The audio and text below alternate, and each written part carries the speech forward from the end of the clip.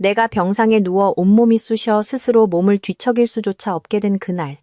집안에선 웃음소리가 사라졌고 식탁은 싸늘하게 식었으며 절대 내 곁을 떠나지 않겠다던 그 남자의 눈빛에선 냉기만이 흘렀다.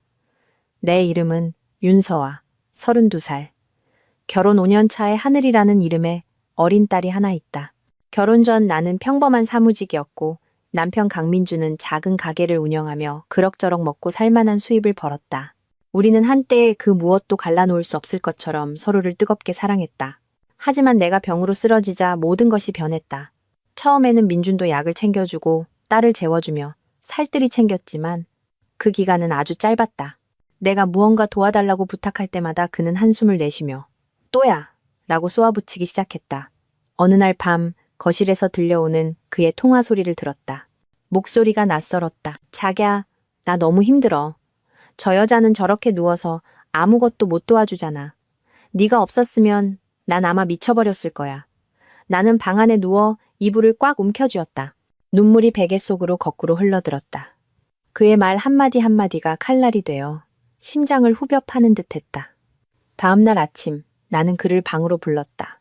한때 내 세상의 전부였던 남자의 눈을 똑바로 바라보며 나는 그저 한마디만 했다. 우리 이혼해요. 그는 놀라지 않았다. 아주 잠깐 멈칫하더니 이내 무거운 짐을 내려놓은 사람처럼 가볍게 고개를 끄덕였다. 진심이야? 이 마당에 이혼하자고? 그 질문은 걱정이 아닌 비아냥이었다. 나는 침묵하며 고개를 돌렸다. 더 이상의 말은 필요 없었다. 평생 나를 사랑하겠다.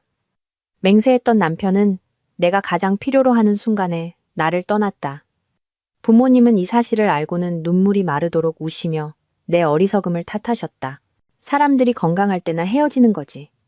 어느 누가 자식이 이렇게 아픈데 이혼을 한단 말이냐. 하지만 나는 더 이상 그림자처럼 살아갈 수 없었다. 내 육신은 쓰러져가고 있었지만 내 마음까지 무너질 수는 없었다. 나는 딸을 끌어안고 떠났다. 누구에게도 말하지 않고 민준에게도 알리지 않은 채 한때 추억으로 가득했으나 이제는 병원 대기실처럼 싸늘해진 그 집에서 조용히 사라졌다. 나는 국도변 낡은 빌라의 반지하 단칸방을 얻었다. 곰팡이가 핀 벽, 더러운 천장, 밤마다 스며드는 퀴퀴한 냄새, 삐걱거리는 나무 침대 위에서 딸을 끌어안고 낯선 오토바이 소리에 뒤척이며 잠을 설쳤다. 그날 밤 나는 잠들지 못했다. 아파서가 아니라 생각에 잠겨 있었기 때문이다. 아무도 해본 적 없는 어떤 계획에 대한 생각이었다. 나는 한 개인 병원의 청소부로 일을 구했다. 육체 노동은 숨이 턱까지 차오를 만큼 힘들었지만 나는 다시 살아있음을 느꼈다. 이곳에 누구도 내가 남편에게 버림받은 여자라는 사실을 몰랐다. 나는 처음부터 다시 시작할 수 있었다. 비록 조금 초라할지언정 자유로운 나 자신으로 나는 꾸준히 물리치료를 받았고 한 동작 한 동작 끈질기게 버텼다. 3개월 후 나는 목발을 짚고 걸을 수 있었고 6개월 후에는 자전거를 탈 수 있었다. 하지만 나는 여전히 연약한 척했다. SNS에 아무것도 올리지 않았고 내 회복 소식을 누구에게도 알리지 않았다. 내게는 시간이 필요했다. 민준이 진실을 마주하게 될 그날을 준비하기 위한 침묵의 시간이. 나는 오래된 적금 통장을 찾아냈다. 결혼 생활 몇 년간 몰래 모아둔 비상금이었다. 보너스를 받을 때마다 쇼핑 대신 그 통장에 조용히 돈을 넣었다. 언젠가 민준이 농담처럼 물었다. 무슨 애가 짠순이처럼 돈을 모아? 나는 그저 웃었다. 여자는 미래를 대비해야지. 그는 손을 내저었다. 걱정도 팔자다. 그냥 나만 믿으면 돼. 나는 한때 그 말을 진심으로 믿었다. 이제 손안의 통장을 보며 나는 가볍게 한숨을 쉬었다. 부모님이 고향 땅을 파신 후 보태주신 작은 돈을 합치니 수도권 외곽의 작은 빌라에 계약금을 걸기에 충분했다. 크지도 화려하지도 않지만 그곳은 나와 하늘이가 처음부터 다시 시작할 수 있는 오롯이 우리 두 모녀만의 공간이었다. 집을 보러 간 날 부동산 중개인이 물었다. 단독 명의로 하시겠어요? 아니면 공동 명의로 하시겠어요? 나는 몇 초간 침묵했다. 민준의 이름이 머릿속을 스쳐 지나갔지만 나는 고개를 저었다. 단독 명의로 할게요. 나는 복수하고 싶지도 무언가를 뺏고 싶지도 않았다. 그저 그에게 보여주고 싶었다. 한때 그가 짐짝처럼 여겼던 여자가 이제 자신의 두 발로 당당히 설 수 있다는 것을. 나는 대학 시절부터 절친이자 현재 물리치료사로 일하는 수진에게 전화했다. 수진아, 나 좀 도와줄 일이 있어. 무슨 일인데 그렇게 심각해? 나 앞으로 몇 달만 더 하반신 마비인 척 해야 할 것 같아. 수지는 하마터면 휴대폰을 떨어뜨릴 뻔했다. 뭐? 너 미쳤어? 의료 기록은 필요 없어. 그냥 네가 가끔 휠체어를 밀어서 나를 병원에 데려다 주기만 하면 돼. 민준의 지인이 볼 수 있으면 더 좋고. 수지는 할 말을 잃었다. 너 도대체 뭘 하려는 거야? 서아야? 나는 모든 것을 털어놓았다. 신세 한탄도 분노도 없이 그저 내 인생을 스쳐 지나간 낯선 사람에 대해 이야기하듯 담담하게. 수지는 한참 동안 말이 없다가 바람처럼 속삭였다. 알았어. 하지만 딱 3개월 만이야. 3개월 후에는 다 그만두고 너 자신을 위해 사는 거야. 나는 고개를 끄덕였다. 나는 연기를 시작했다. 낡은 휠체어를 하나 샀고 전화 목소리는 힘없이 떨리는 척했다. 지인들이 안부를 물을 때마다 나는 슬픔에 잠긴 척했다. 난 괜찮아. 그냥 우리 하늘이가 안쓰러워서 그렇지. 아직 어린데 엄마가 이 모양이라니. 나는 그 말들이 민준의 귀에 들어갈 것을 알고 있었다. 그의 성격을 잘 알았다. 자존심이 세면서도 호기심이 많았다. 특히 매달 양육비로 딱 20만 원을 보내면서 그 이상도 이하도 아닌 돈만 보내고 전화 한 통 없었기에 그가 조만간 나를 찾아올 것이라고 확신했다. 3주 후 내 예상대로였다. 그날 아침 햇살이 부드럽게 내리쬐던 날 나는 막 하늘이를 유치원에 보내고 점심 준비를 위해 팔을 썰고 있었다. 그때 초인종이 울렸다. 나는 동작을 멈췄다. 창문 틈으로 작은 마당을 내려다보았다. 민준이 서 있었다. 그의 옆에는 새빨간 원피스를 입고 반짝이는 명품 가방을 든 젊은 여자가 마치 전시회에 온 관람객처럼 우리 집 베란다를 훑어보고 있었다. 나는 입술을 깨물고 머리를 정돈한 뒤 단정한 셔츠를 걸쳤다. 휠체어도 목발도 없이 반년 전 이미 멀쩡해진 내 두 다리로 걸어가 문을 열었다. 내가 문을 여는 순간 민주는 그대로 얼어붙었다. 그의 눈은 커지고 입은 무언가 말하려는 듯 달싹였다. 함께 온 여자는 무언가 의심스럽다는 듯 나를 머리부터 발끝까지 훑어보았다. 윤서아, 너 걸을 수 있었어? 나는 옅은 미소를 지으며 가볍게 고개를 끄덕였다. 꽤 됐는데 무슨 일로 여길 다 왔어? 내 목소리는 예의 바르면서도 시장에서 우연히 만난 옛 지인에게 인사하듯 무심했다. 그는 주변을 둘러보았다. 깨끗한 집 베란다에 심긴 부겐빌레아, 고요한 공간. 네가 정말 여기서 산다고? 네, 우리 두 모녀명의로요. 유나라는 이름의 젊은 여자가 조급해하기 시작했다. 오빠, 가자. 쉬어. 늦겠어. 하지만 민주는 여전히 그곳에 서서 당혹감과 소외감을 감추지 못한 채 나를 바라보았다. 왜 나한테 병이 나았다고 말 안 했어? 왜 숨긴 거야? 나는 가볍게 웃었다. 제가 보고해야 할 만큼 제게 관심이 있었나요? 제가 깁스도 풀기 전에 오빠 옆에는 다른 사람이 있었잖아요. 민주는 말문이 막혔다. 만약 새 여자친구를 자랑하러 온 거라면 그만둬요. 난 그런 손님 안 받으니까. 나는 문을 닫았다. 세게 닫지 않았다. 그저 낡고 곰팡내. 나는 낡은 문을 닫듯 조용하고 단호하게. 나는 몸을 돌려 안으로 들어갔다. 마음은 완벽하게 평온했다. 화도 슬픔도 없이 오랫동안 내 마음에 쌓여있던 두꺼운 먼지를 털어낸 듯 가벼웠다. 그 만남이 있고 바로 다음 날 내 휴대폰이 낯선 번호로 울렸다. 나는 몇 초간 망설이다. 전화를 받았다. 낮고 살짝 쉰 남자의 목소리. 서아야, 나 민준이야. 잠깐 만날 수 있을까? 나는 침묵했다. 내가 가장 약했을 때 등을 돌렸던 사람이 이제 와서 만나자고 한다. 나는 대답하지 않고 조용히 전화를 끊었다. 밖은 햇살이 가득했지만 내 마음은 그림자 속으로 가라앉는 듯했다. 며칠 후 나는 아파트 근처 공원으로 산책을 나갔다. 일을 시작하기 전 시원한 바람을 쐬는 아침 습관일 뿐이었다. 낡은 느티나무 너머로 길 건너편에 서 있는 한 남자가 보였다. 그였다. 민준. 그는 아무 말도 한 걸음도 다가오지 않은 채 그저 내가 사는 작은 집 쪽을 바라보고 있었다. 경비 아저씨가 내게 다가와 귓속말로 속삭였다. 윤서아 씨, 저 총각이 며칠째 와서 기다리던데 딱 15분만 이야기하고 싶다면서. 나는 그를 향해 시선을 돌렸다. 분노도 원망도 없이 그저 가슴 한구석이 살짝 아려왔다. 하지만 나는 다가가지도 아무 말도 하지 않았다. 그저 몸을 돌려 걸어갔다. 그날 오후 내 친구인 물리치료사 수진에게서 전화가 왔다. 야, 방금 우리 병원에 누가 왔게? 나는 웃음이 터졌다. 강민준? 정답. 처음엔 어물쩍거리면서 윤서아라는 사람 아냐고 묻더니 나중엔 네 사진까지 꺼내 보이면서 네가 다시 걷게 된 거 맞냐고 확인하더라. 나는 큰 소리로 웃었다. 희열에 찬 웃음이 아니라 마치 남의 이야기를 듣는 듯한 기분이었다. 그래서 넌 뭐라고 대답했는데? 난 그냥 한마디 되물었지. 자기 아내가 죽을 고비를 넘겼는데 몇 주 만에 다른 여자를 만난 남자가 무슨 생각을 하는지 궁금하다고. 그랬더니 그대로 입이 얼어붙더라. 아무 말도 못하더라고. 그날 밤 내 메시지함은 민준이 보낸 문자로 가득 찼다. 그는 길게, 내가 본 것 중 가장 길게 글을 썼다. 내가 사방에 물어봐서야 네가 병이 나은 지 오래됐다는 걸 알았어. 그런데도 나한테 숨겼다고? 나한테 복수하려던 거야? 나는 한 줄 한 줄 읽으며 입꼬리를 살짝 올렸다. 복수? 아니, 나는 그 정도로 나 자신을 낮출 필요가 없었다. 나는 증오를 위해 살지 않았다. 나는 그저 한 가지를 원했다. 그가 보기를. 꼼짝없이 누워있을 때 버림받았던 내가 이제는 누구의 도움도 없이 더 강하고 더 현명하게 스스로 일어섰다는 것을. 나는 천천히 그리고 또렷하게 한 줄의 답장을 보냈다. 그냥 테스트였어. 만약 어느 날 내가 모든 것을 잃는다면 당신이 곁에 남아줄지. 당신은 그 시험에서 너무 빨리 탈락했어. 내가 실망할 틈도 없을 만큼. 그 후로 더 이상의 메시지는 없었다. 사과도, 변명도. 아마 그도 이제 와서 하는 모든 말은 이미 금이 간 관계를 더 핥힐 뿐이라는 걸 깨달았을 것이다. 나는 창가에 앉아 딸 하늘이가 그림 그리는 모습을 보았다. 아이는 작은 집 하나의 막대기 사람 둘. 엄마와 아이가 손을 잡고 있는 그림에 열심히 색칠하고 있었다. 엄마 봐봐. 우리 집 예쁘지?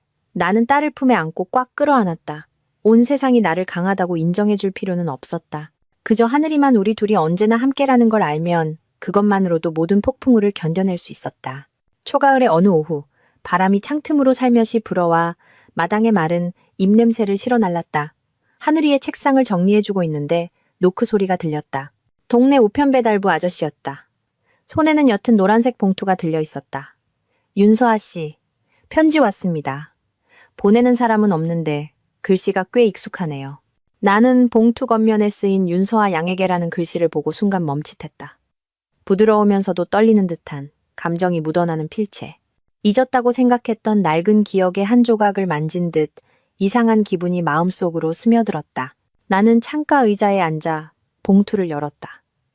낡은 종이와 번진 잉크 냄새가 희미하게 풍겼다. 편지 말미에 적힌 이름을 보고 나는 할 말을 잃었다. 민준의 어머니 박향숙 여사였다. 내가 딸을 안고 떠난 그날 이후 그녀는 단 한 번도 내게 전화하거나 안부를 묻거나 내 편을 들어준 적이 없었다. 그런데 오늘 그녀가 편지를 썼다. 서아야, 네가 이 글을 읽고 싶지 않을지도 모르겠다만 엄마는 정말 많은 생각을 했고 오랜 시간 고민한 끝에 겨우 펜을 들었다. 나는 입술을 깨물었다. 목이 메어왔다. 네가 떠난 날부터 엄마는 모든 걸 알고 있었다. 네가 입원한 것도, 민준이에게 다른 여자가 생긴 것도. 하지만 엄마는 아무 말도 하지 않았다. 엄마는 침묵했다. 가정이 깨질까봐, 남들의 입방아에 오르내릴까봐, 그리고 나 자신을 마주할까봐 두려웠기 때문이다. 나는 편지를 꽉 움켜쥐었다. 코끝이 찡해졌다. 네가 이혼한 걸 탓하지 않는다. 그저 너처럼 착하고 사려 깊고 한 번도 불평한 적 없던 며느리를 잃은 것이 안타까울 뿐이다. 네가 어디서 어떻게 사는지 지인들을 통해 모두 전해들었다.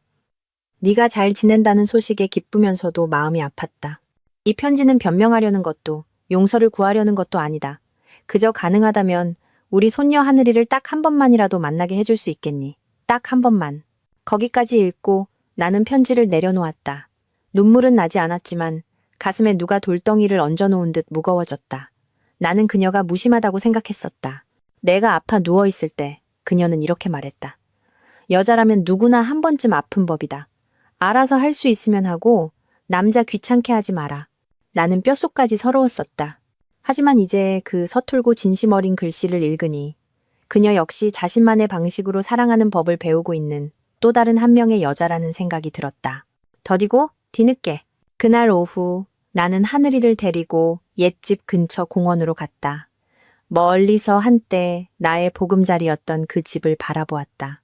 여전히 부겐빌레아 덩굴이 현관 위로 늘어져 있었다. 마당 한편에는 그녀의 낡은 자전거가 세워져 있었고 위층 창문은 살짝 열려 있었다. 아마 그녀는 늘 그랬듯 차를 마시고 있을 터였다. 엄마, 왜 여기서 이러고 있어? 하늘이가 동그란 눈으로 나를 올려다보았다. 나는 딸을 품에 안았다. 엄마가 예전에 살던 곳을 다시 한번 보는 거야. 그럼 우리 새 집에는 언제 가? 바로 갈 거야, 우리 딸. 우리 집은 엄마랑 하늘이가 함께 있는 곳이잖아. 기억하지? 아이는 까르르 웃으며 고개를 세차게 끄덕였다. 나는 우리 집이 제일 좋아. 그날 밤 나는 편지를 썼다.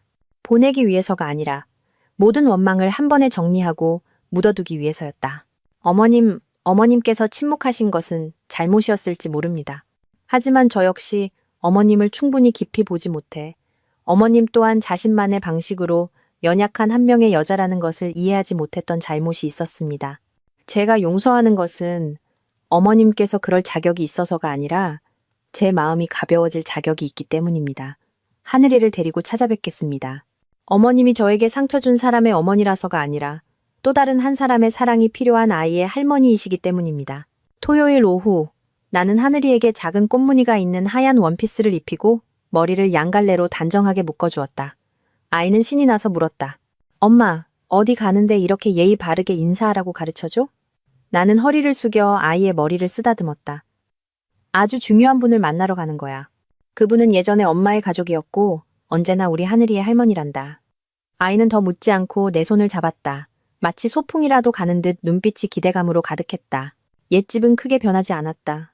달라진 점이 있다면 이제 그곳을 바라봐도 더 이상 가슴이 아리지 않는다는 것이었다. 하얀색 페인트가 칠해진 나무 대문은 여전히 몇 군데 벗겨져 있었고 부겐빌레아 덩굴은 짙은 보라색으로 늘어져 마치 낡은 시간이 마당 한 구석에 매달려 있는 듯했다. 초인종을 누르자 얼마 지나지 않아 문이 살짝 열렸다. 박향숙 여사가 서 있었다. 빛바랜색의 편한 실내복 차림의 머리는 전보다 희끗해졌고 손에는 익숙한 나무 염주를 차고 있었다. 우리는 몇 초간 서로를 바라보았다. 아무도 말을 꺼내지 못했다. 그 어색함을 깬 것은 하늘이었다. 할머니, 저는 하늘이에요. 안녕하세요. 박향숙 여사는 살짝 몸을 떨더니 눈시울을 붉혔다. 세상에, 우리 민준이 어릴 때랑 똑같이 생겼네. 붕어빵이야. 나는 하늘이를 마당 안으로 살며시 밀어넣고 나는 잠시 문가에 멈춰섰다. 마치 과거에게 다시 한번 들어갈 수 있도록 허락을 구하는 것처럼 그녀는 나를 바라보았다. 그녀의 눈빛은 내가 며느리였을 때의 그 엄격함이 아니라 피로에 지친 사람의 것이었다. 애 데리고 와줘서 고맙다. 정말 기대도 못했는데. 나는 고개를 끄덕였다. 하늘이도 자신에게 할머니가 있다는 걸 알아야 하니까요. 아이에게 결핍감을 심어주고 싶지 않아요. 그녀는 하늘이의 손을 잡고 부엌으로 들어갔다. 하늘이는 신나게 뛰어다니며 물에 불려놓은 검은 콩을 만지작거렸다. 나는 문지방에 서서 마치 그동안에 풍파가 없었던 것처럼 평화로운 그 풍경을 바라보았다. 그녀가 내게 돌아와 물었다. 너 사는 건 괜찮니? 나는 미소 지었다. 괜찮아요. 누군가의 마음에 들기 위해 살지 않게 된 후로는 마음이 아주 가벼워요, 어머님. 그녀는 입맛을 다셨다. 안다. 네가 떠난 날 나도 화가 났지만 나 자신에게 더 화가 났지. 민준이가 잘못한 걸 알면서도 말리지 못했으니까. 나는 아무 말도 하지 않고 찻잔을 탁자에 놓는 그녀의 떨리는 손을 바라보았다. 한때 냉정했던 그 손이 이제는 낯설 만큼 약해져 있었다. 집을 나설 때 하늘이가 그녀의 손을 붙잡았다. 할머니, 내일 또 놀러 와도 돼요? 아빠 어릴 때 이야기해 주세요. 그녀는 멈칫하더니 나를 향해 돌아섰다. 그 눈빛은 마치 그래도 되겠니? 라고 묻는 것 같았다. 나는 허리를 숙여 하늘이의 외투를 여며주며 말했다. 아무도 아이 머릿속에 나쁜 것을 심어주지만 않는다면요. 저는 아이가 제 아픈 과거를 알 필요는 없다고 생각해요. 그저 사랑받고 있다고 느끼기만 하면 돼요. 박향숙 여사는 조용히 고개를 끄덕였다. 약속하마. 그날 밤 나는 창틈으로 스며드는 바람 소리를 들으며 누웠다. 찬 바람이 아니라 마음이 너그러워진 사람처럼 부드러운 바람이었다. 나는 깨달았다. 용서는 누군가가 그럴 자격이 있어서가 아니라 내가 계속 나아갈 권리를 얻기 위함이라는 것을. 더 이상 과거에 발목 잡히지 않을 권리. 여느 때와 같은 월요일 아침, 나는 하늘이를 유치원에 데려다 주었다. 아이는 뒷자리에 앉아 곰 3마리 노래를 흥얼거리며 내 등 위에 손가락으로 글씨를 그렸다. 유치원 문 앞에서 나는 오토바이를 세우고 아이의 헬멧을 벗겨주었다. 막 허리를 숙여 헬멧 끈을 조절해주는데 등 뒤에서 부르는 소리가 들렸다. 하늘아. 나는 멈칫하며 고개를 돌렸다. 강민준이었다. 그는 유치원 문 옆에 서서 주머니에 손을 넣은 채 마치 딸의 얼굴에서 무언가를 찾으려는 듯한 눈빛이었다. 하지만 하늘이는 내 등 뒤로 숨으며 작은 목소리로 물었다. 엄마, 누구야? 민준이 다가와 애써 미소를 지었다. 아빠, 기억 안 나? 하늘아? 아빠야, 민준이 아빠. 하늘이는 동그란 눈으로 그를 보더니 조용히 고개를 저었다. 몰라요. 그 한마디가 내 마음을 아프게 했다. 미련 때문이 아니라 적어도 아이의 마음 한구석에는 매일 밤 자신을 안아주던 그 남자에 대한 기억이 조금은 남아있을 거라 생각했기 때문이었다. 하지만 아니었다. 하늘이는 잊었다. 마치 그 사람이 존재하지 않았던 것처럼 자연스럽게. 나는 허리를 숙여 아이에게 속삭였다. 먼저 교실에 들어가 있어. 엄마 잠깐 이야기하고 데리러 갈게. 하늘이는 고개를 끄덕이고 뒤도 돌아보지 않고 걸어갔다. 나는 민준을 향해 돌아섰다. 여긴 어쩐 일이에요? 하늘이 보고 싶어서. 수업 끝나고 맛있는 거 사주려고. 나는 한숨을 쉬었다. 왜 이제 와서 보고 싶어 하는 거죠? 내가 잘못한 거 알아? 서아야. 혹시 기회가 있다면 다시 시작하고 싶어. 널 위해서가 아니라 아이를 위해서. 나는 몇 초간 침묵하다 그의 눈을 똑바로 쳐다보았다. 아이는 미안함을 느끼고 나서야 아빠 노릇을 하려는 사람은 필요 없어요. 비가 오나 눈이 오나 아이가 아프든 아니든 항상 그 자리에 있어줄 사람이 필요해요. 민주는 고개를 숙였다. 알아. 하지만 네가 아이를 못 만나게 막을 수는 없어. 나는 작게 웃었다. 맞아요. 당신 말이 맞아. 내가 막을 순 없지. 하지만 내 딸을 어중간한 관계로부터 보호할 권리는 있어요. 진심이라면 아이 생일에 축하 카드 한 장 보내는 것부터 시작해요. 아이가 학교에서 발표회 할 때마다 제 시간에 와서 인형에 대한 시시콜콜한 이야기를 조용히 들어줘요. 손님처럼 나타났다가 낯선 사람처럼 사라지지 말고요. 민주는 그곳에 서서 말이 없었다. 아마 자신이 잃어버린 시간에 대해 생각하고 있거나 혹은 변명거리를 찾고 있었을 것이다. 하지만 나는 그에게 그럴 기회를 주지 않았다. 당신은 내가 짐이라고 했죠. 이제 내 딸은 가벼운 짐이 아니에요. 아이는 머물러줄 사람이 필요하지 한가할 때 찾아오는 사람이 필요한 게 아니에요. 나는 몸을 돌려 낡은 오토바이 쪽으로 걸어갔다. 등 뒤에서는 따라오는 발소리가 들리지 않았다. 더 이상의 말도 없었다. 그저 가벼운 바람이 불어와 길바닥에 막 떨어진 무언가를 휩쓸고 지나갈 뿐이었다. 아마도 그 남자의 눈빛에 담겨있던 마지막 희망 한 조각이었을지도 모른다. 그날 밤 하늘이가 내게 물었다. 엄마, 아침에 그 아저씨 누구야? 나는 아이의 머리를 쓰다듬었다. 예전에 엄마를 알던 사람이지만 이제는 더 이상 중요하지 않은 사람이야. 하늘이는 고개를 끄덕이더니 베개를 안고 벽 쪽으로 돌아 누웠다. 잠시 후 아이가 작게 말했다. 난 엄마만 있으면 돼. 나는 이불을 꽉 움켜쥐었다. 눈가가 뜨거워졌다. 아파서가 아니라 이제는 내가 절대 무너질 수 없다는 것을 알았기 때문이다. 나는 내 딸의 유일한 버팀목이었다. 주말 나는 절친에게 하늘이를 잠시 맡기고 나만의 시간을 갖기로 했다. 숨 쉴 틈이 필요했다. 나는 작은 골목에 있는 단골 카페에 들렀다. 번잡하지도 시끄러운 음악도 없이 그저 유리창 너머 관음죽 사이로 스치는 바람 소리만 들리는 곳이었다. 나는 카페라떼 한 잔을 시키고 읽다만 낡은 책을 들고 햇살이 비스듬히 비쳐 마음속까지 스며드는 듯한 창가 자리에 앉았다. 책에 몰두하느라 맞은편에 언제부터 사람이 앉아 있었는지 몰랐다. 잠시 후 무심코 고개를 들었을 때 그와 눈이 마주쳤다. 나와 비슷한 나이대의 남자, 셔츠 소매를 걷어 올리고 얇은 테 안경을 쓴 채 낡은 갈색 책을 읽고 있었다. 그의 시선은 차분하고 말이 없어 보였지만 차갑지는 않았다. 그가 가볍게 고개를 끄덕여 인사했다. 나도 예의상 작게 고개를 끄덕였다. 아무도 말을 걸지 않았다. 각자의 세상 속에서 조용히. 하지만 우리 사이의 공기는 전혀 낯설지 않았다. 그날 집에 돌아와서도 마음이 이상했다. 그가 너무 특별해서가 아니라 몇 년 만에 처음으로 다시 한번 쳐다보고 싶게 만드는 남자를 만났기 때문이었다. 일주일 후 나는 다시 그 카페, 그 자리를 찾았다. 그리고 그도 거기에 있었다. 이번에는 내가 먼저 말을 걸었다. 이쪽 자리에 자주 앉으시나 봐요? 그가 책을 덮으며 미소 지었다. 네, 이 카페는 조용하고 커피를 급하게 내리지 않아서요. 나는 웃었다. 커피를 급하게 내리지 않아서 칭찬하는 사람은 드문데. 무슨 책 읽으세요? 저번엔 갈색 책을 들고 계시던데. 그가 읽고 있던 책을 내게 건넸다. 시집이에요. 부의당의 시. 복잡하게 들리는 구절도 많지만 자세히 읽으면 아름다운 슬픔이 느껴져요. 나는 놀랐다. 요즘 세상에 시를 읽는 사람이 드문데 요즘 남자들은 뉴스나 경제기사만 읽는 줄 알았어요. 그가 웃음을 터뜨렸다. 저는 매일 사무실 임대 계약서도 읽으니까요. 주말에는 그냥 마음이 좀 자유롭게 놀게 해주고 싶어서요. 우리는 더 많은 대화를 나누었다.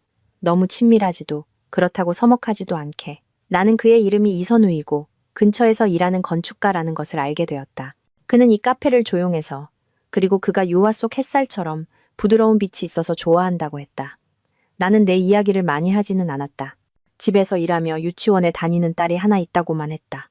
그는 더 묻지도 캐묻지도 않았지만 나는 그의 눈빛이 내가 말한 것보다 더 많은 것을 듣고 있다는 것을 알았다. 어느 날 내가 집에 지갑을 두고 와서 쩔쩔매고 있자 선우가 손을 내밀었다. 제가 내드릴게요. 다음에 커피 한 잔 사주시면 돼요. 나는 거절하려 했지만 그의 눈빛에는 베푸는 듯한 기색이 전혀 없었다. 그저 보답을 바라지 않고 돕는 것에 익숙한 사람처럼 부드러웠다. 그날 밤 나는 수진에게 이야기했다. 나 요즘 좀 흔들리는 것 같아. 수진이 웃었다. 설레서? 아니면 또 상처받을까봐 무서워서? 나는 침묵했다. 맞다. 나는 두려웠다. 막 싹트기 시작한 이 감정이 해가 뜨면 사라지는 안개처럼 흩어질까봐. 하지만 다시 한번 믿어보고 싶기도 했다. 내 인생을 상처 준 남자가 단 한 명뿐이라는 걸로 만족해야 할까?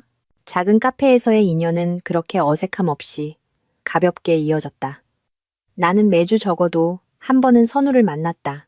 그는 여전히 그 자리에 앉아 때로는 낡은 책 몇 권을 가져오고 때로는 그저 설탕 없는 커피를 마시며 길거리를 바라보았다. 나는 그가 무언가를 찾고 있는지 묻지 않았고 내가 오랫동안 당신 같은 사람을 기다려왔다고 말하지도 않았다. 어느 수요일 오후 나는 평소보다 늦게 카페에 도착했다. 선우는 이미 자리에 앉아 있었고 테이블 위에는 커피 2잔이 놓여 있었다. 그가 고개를 들고 부드럽게 웃었다. 오늘도 오실 것 같아서요. 내가 자리에 앉아 무슨 말을 하기도 전에 그가 낡은 신문 한 장을 꺼내 테이블 위에 올려놓았다. 나는 그 위쪽에 쓰인 커다란 글씨를 보고 멈칫했다.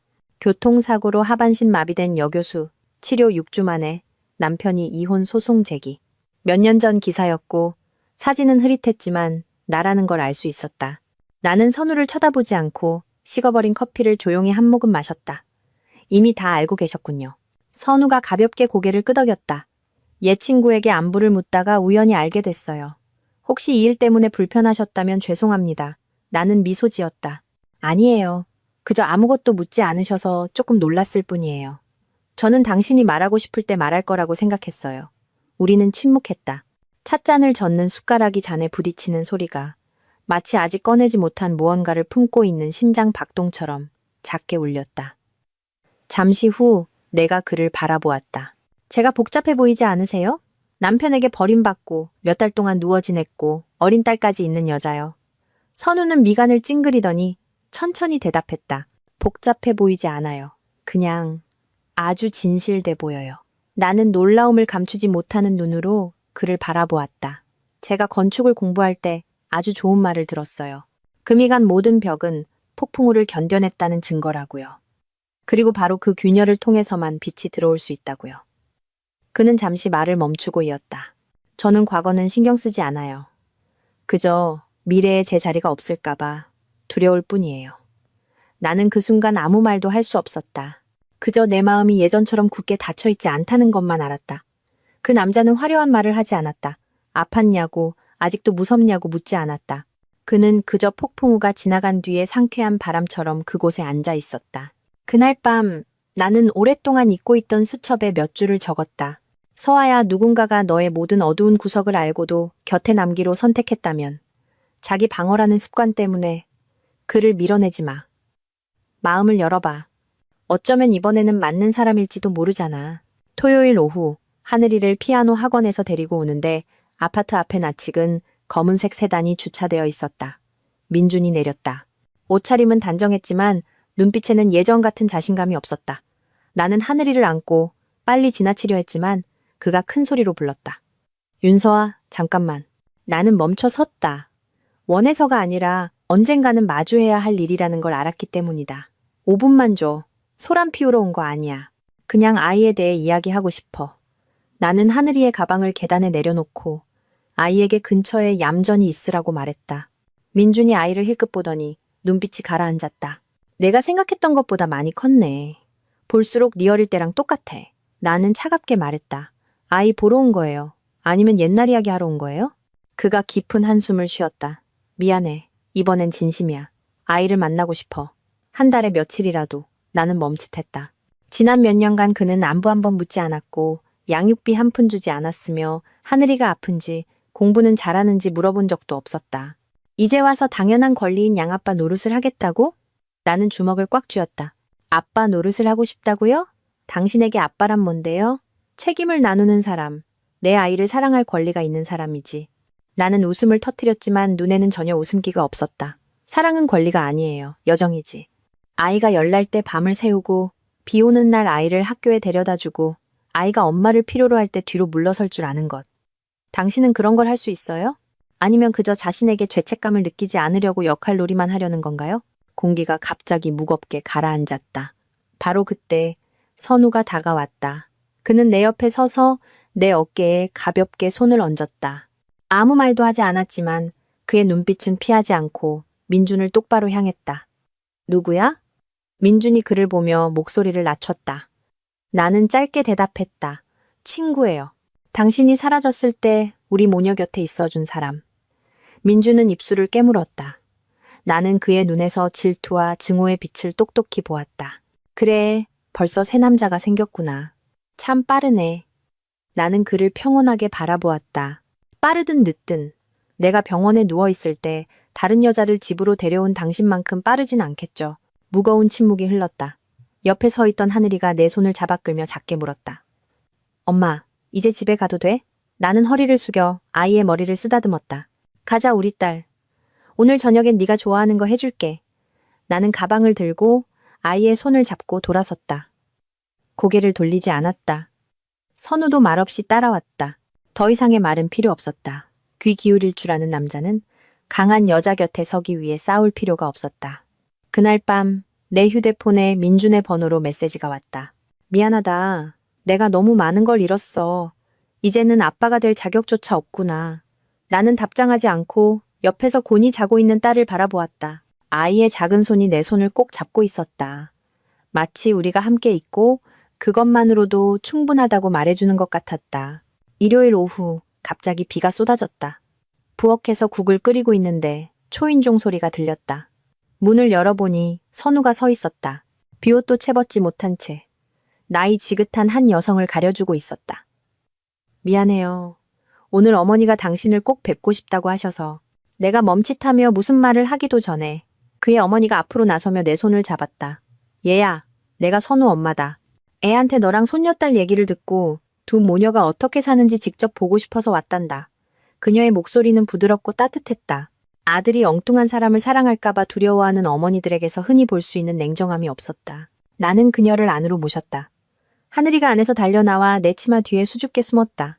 그녀는 의자에 앉아 눈을 빛냈다. 아가, 이름이 뭐니? 몇 살이야? 하늘이가 나를 쳐다보았고 나는 가볍게 고개를 끄덕였다.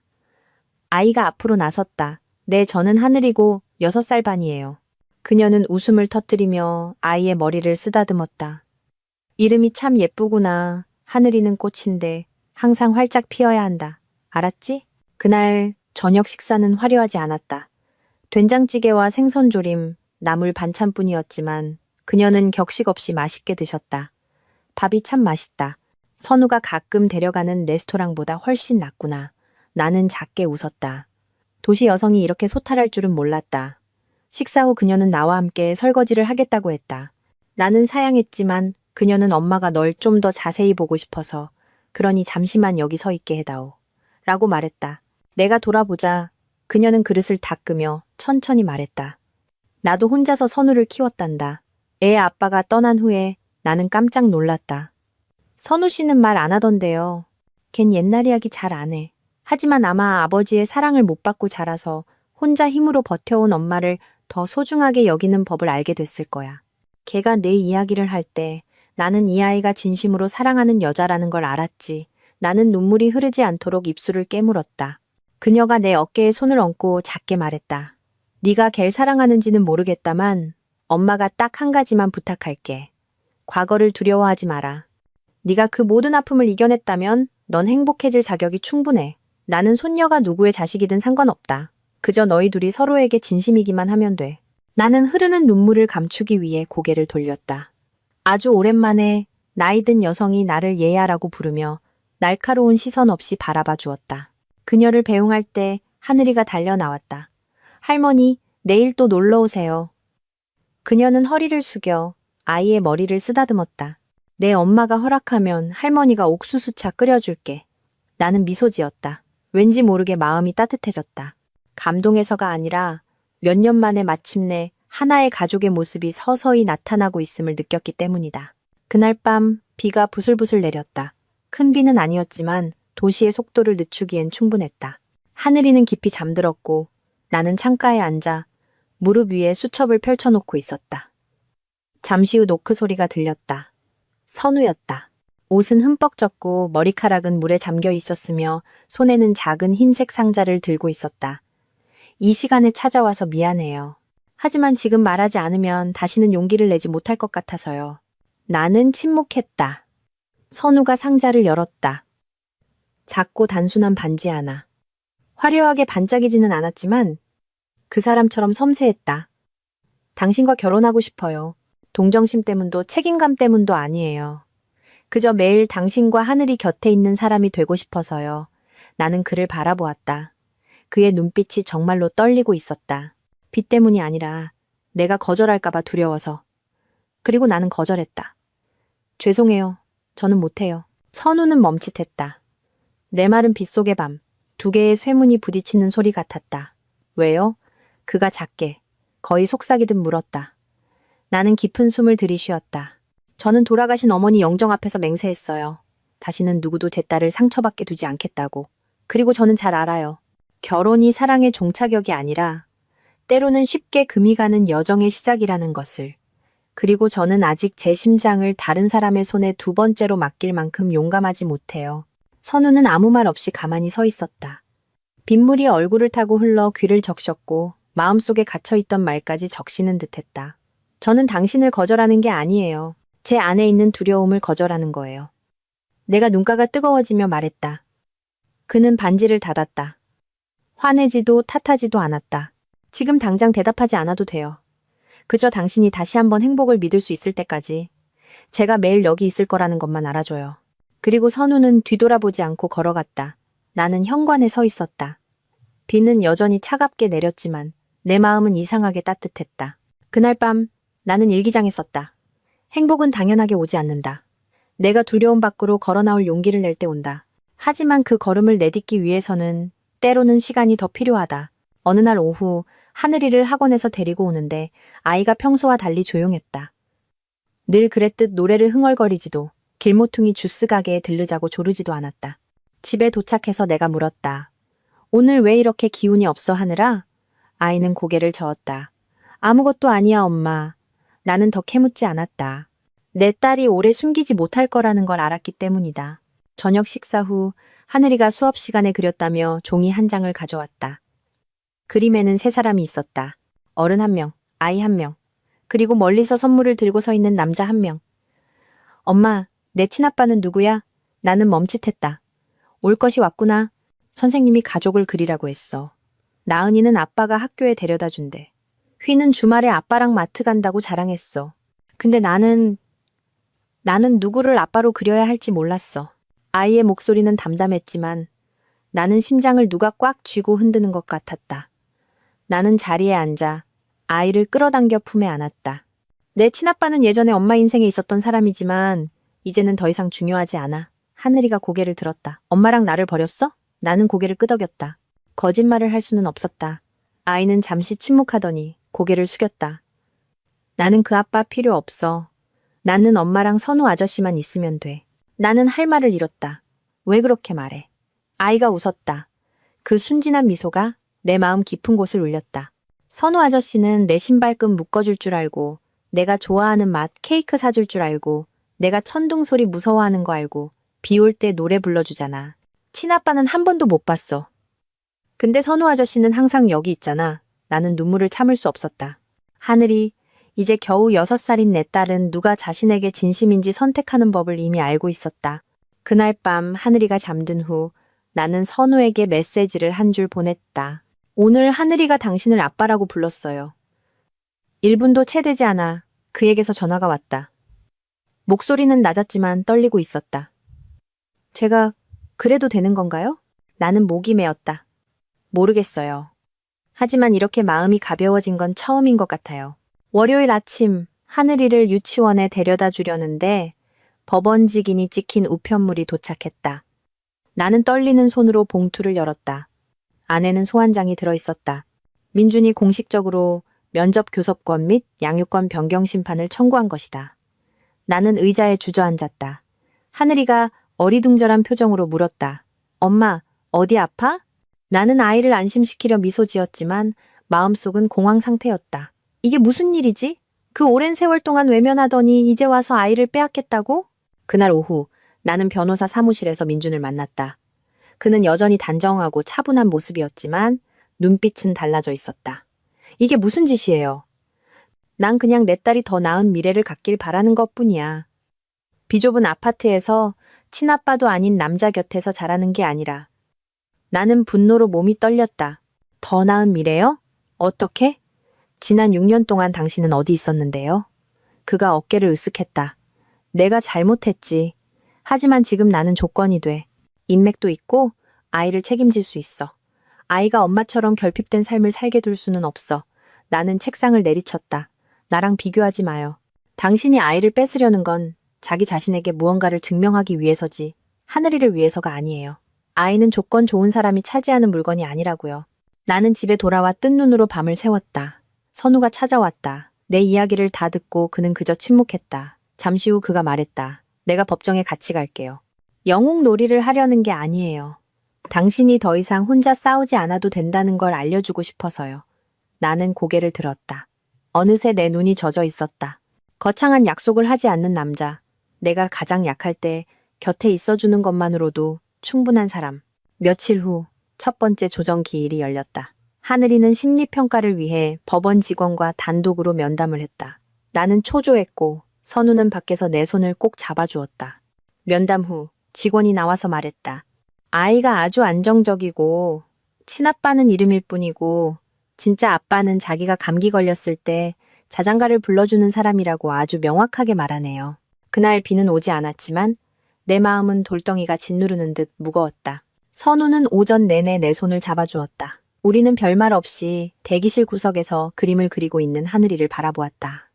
아이의 표정은 이상할 만큼 평온했다. 재판은 작은 법정에서 진행되었다. 오른쪽에는 지난 6년간 아이를 키워온 나, 왼쪽에는 서류상의 아빠인 민준이 앉았다. 뒤쪽에는 선우가 조용히 앉아 아이를 바라보고 있었다. 판사는 소득 수준, 생활 환경, 양육 방식 등 온갖 것을 물었다. 민준은 유창하게 답변했다. 그는 월급 명세서, 고급 아파트 사진, 그리고 양육권을 받으면 하늘이를 전학시킬 예정인 국제학교 자료를 제출했다. 그러고는 나를 향해 단호한 목소리로 말했다. 윤서아 씨가 고생한 건 부정하지 않습니다. 하지만 아이에게 필요한 것은 미래입니다. 아이를 책임질 수 있는 아빠이지 임시방편의 삶과 피 한 방울 섞이지 않은 남자가 아닙니다. 나는 반박하지 않았다. 그저 예방접종 기록, 성적표, 그리고 하늘이의 발표회 때마다 나와 선우가 항상 앞자리에 앉아있던 사진 등 증거들을 하나씩 제출했다. 저는 이분처럼 돈은 없지만 아이가 저를 필요로 할 때마다 항상 그 자리에 있었습니다. 재판 막바지에 판사가 하늘이에게 물었다. 누구랑 살고 싶니? 법정 안에 모든 사람이 숨을 죽였다. 하늘이가 일어섰다. 아이는 양손에 아침에 그린 그림을 꼭 쥔 채 판사석으로 다가와 그림을 내밀었다. 이게 제 집이에요. 그림에는 세 사람이 있었다. 나, 선우, 그리고 하늘이. 저택도 고급 차도 아닌 그저 문 앞에 꽃이 있고 빨랫줄과 그네가 있는 작은 집이었다. 저는 선우 아저씨를 아빠라고 불러요. 제가 넘어질 때마다 제일 먼저 달려오는 사람이 아빠니까요. 그리고 친아빠는 죄송해요. 미워하지는 않지만 엄마가 아팠을 때 엄마 곁에 있는 걸 한 번도 본 적이 없어요. 저는 엄마랑 헤어지고 싶지 않아요. 아무도 말을 하지 못했다. 그저 법정 구석에서 흐느끼는 소리만 들릴 뿐이었다. 돈으로 모든 것을 보상할 수 있다고 믿었던 남자. 민준이 조용히 눈물을 닦고 있었다. 판사가 판결을 낭독했다. 법원은 어머니에게 양육권을 유지하고 친아버지는 아동의 심리에 영향을 주지 않는 선에서 면접교섭권을 갖는다고 결정했다. 법정 밖에서 민준이 기다리고 있었다. 나는 하늘이를 안고 그에게 다가갔다. 그가 아이를 보며 말했다. 아빠가 미안해. 하늘이가 그를 보고 가볍게 고개를 끄덕였다. 괜찮아요. 아빠가 원하면 다른 그림 그려줄게요. 민준이 슬픈 미소를 지었다. 그래, 나무 한 그루라도 그려줘. 네가 계속 꽃을 피우기만 한다면. 나는 더 이상 눈물을 참을 수 없었다. 이겨서가 아니라 마침내 그 아이가 자신을 등졌던 사람에게서 가장 필요했던 말, 사과 한마디를 들었기 때문이다. 오늘 하늘이의 생일이다. 아이는 이제 막 7살이 되었다. 나는 아침 일찍 일어나 케이크를 준비하고 거실에 풍선을 매달았다. 하늘이는 아침부터 신이 나서 선우 아빠가 오기만을 손꼽아 기다렸다. 선우는 선물 상자를 들고 환한 미소로 도착했다. 오늘 우리 공주님 다 컸네. 아이는 그의 품에 안겨 작게 속삭였다. 약속한 대로 해줘야 해. 나는 무슨 말인지 잘 듣지 못했지만 선우의 눈이 평소보다 더 반짝이는 것을 보았다. 케이크를 먹고 사진을 찍은 후 선우가 나를 베란다로 불렀다. 오늘은 햇살이 참 좋았다. 나무십 사이로 비스듬히 들어오는 햇살이 마치 삶이 건네는 부드러운 어깨 토닥임 같았다. 그가 내 손을 잡고 아주 작게 말했다. 오늘은 하늘이 생일이기도 하지만 우리 가족이 온전해졌으면 하는 날이기도 해요. 그리고 그는 작은 상자를 꺼냈다. 여전히 몇 년 전의 그 반지였다. 하지만 이번에는 하늘이를 위한 더 작은 반지가 하나 더 있었다. 당신을 슬프게 하지 않겠다고 약속할 순 없지만 당신이 슬플 때마다 곁에 있어줄 사람이라고는 약속할게요. 내 아내가 되어줄래요. 서아 씨? 나는 가만히 서 있었다. 울지도 전처럼 떨지도 않았다. 이번에는 내가 준비되었다는 것을 알았기 때문이다. 네, 그럴게요. 하늘이가 안에서 달려나오며 외쳤다. 네, 재판장님, 저도 공식적인 엄마 아빠가 생기는 것에 동의합니다. 우리 셋은 서로를 꼭 껴안았다. 요란한 파티도 성대한 잔치도 필요 없었다. 그저 한때 부서졌던 심장들이 이제 서로의 곁에서 천천히 아물어가고 있을 뿐이었다. 한 달 후 우리는 작은 결혼식을 올렸다. 선우가 내게 처음으로 설탕 없는 커피를 사주었던 모든 이야기가 시작되었던 그 낡은 카페에서였다. 민준도 왔다. 그는 하늘이에게 그림 물감 세트를 선물했다. 이제부터 가족 그림 그릴 때 아빠도 구석에 한 명 추가해줘. 뚜렷하지 않아도 돼. 네가 아빠가 어딘가에 있다는 걸 기억만 해주면 돼. 나는 미소 지었다. 하늘이가 예의 바르게 고개를 끄덕였다. 네. 아빠가 또 사라지지만 않으면요. 식이 끝나고 나와 선우는 호숫가 작은 길을 손잡고 걸었다. 노란 가로등 불빛이 수면 위로 쏟아졌다. 내가 작게 말했다. 한때는 제 인생이 끝났다고 생각했어요. 그런데 알고 보니 저는 그저 새로운 문 앞에 서서 열 용기가 없었을 뿐이었네요. 선우가 내 손을 부드럽게 쥐었다. 이제 그 문은 열렸고 내가 복도 끝까지 당신과 함께 걸어갈게요.